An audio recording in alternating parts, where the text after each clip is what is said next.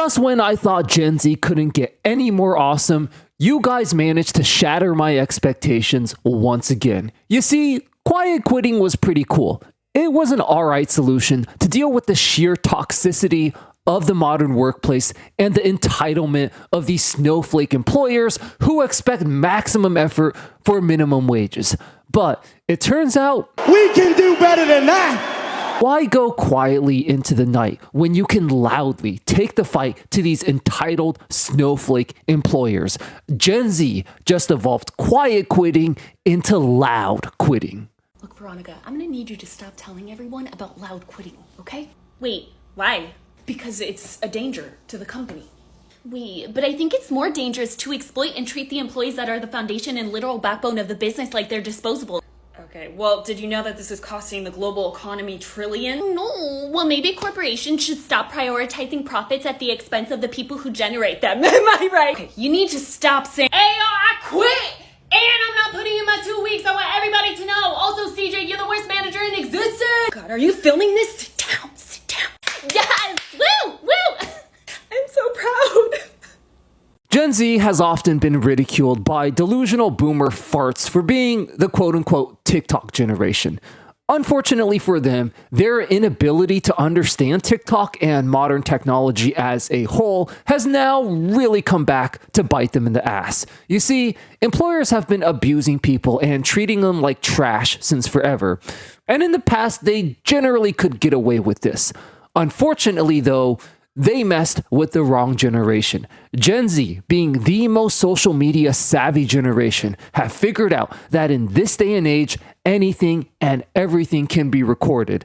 And this includes the unethical scumbag behaviors of these entitled snowflake employers.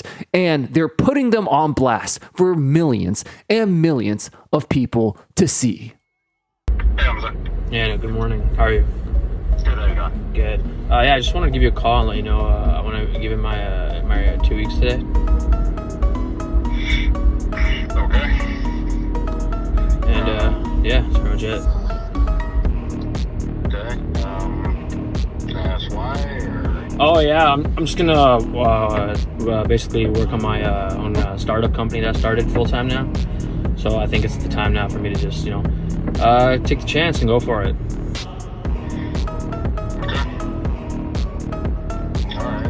Now, this TikTok you just saw answers a great question that I'm sure a lot of you have at this point. Isn't loud quitting risky? What if future employers see it and don't want to hire you?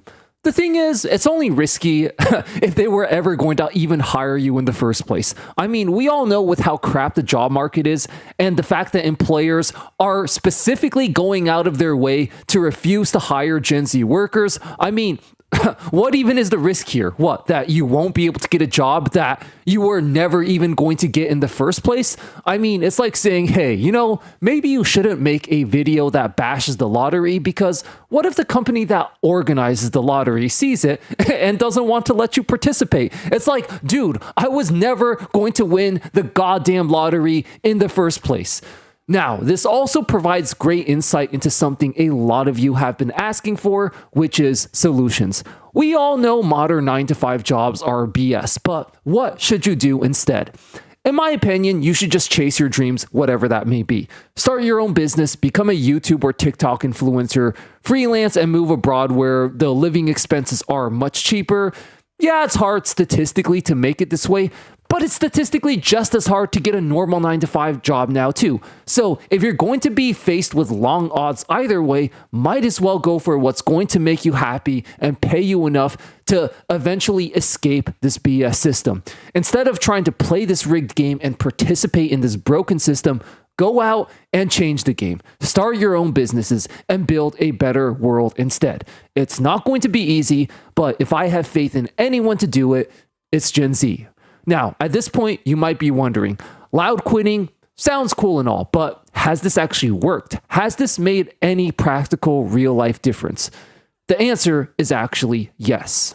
A little over a year ago, a young Gen Z woman by the name of Brittany Peach filmed the moment she got fired and put it on TikTok for the whole world to see. The video went viral, amassing nearly 3 million views on TikTok, with thousands of people in the comments blasting her horrible employer.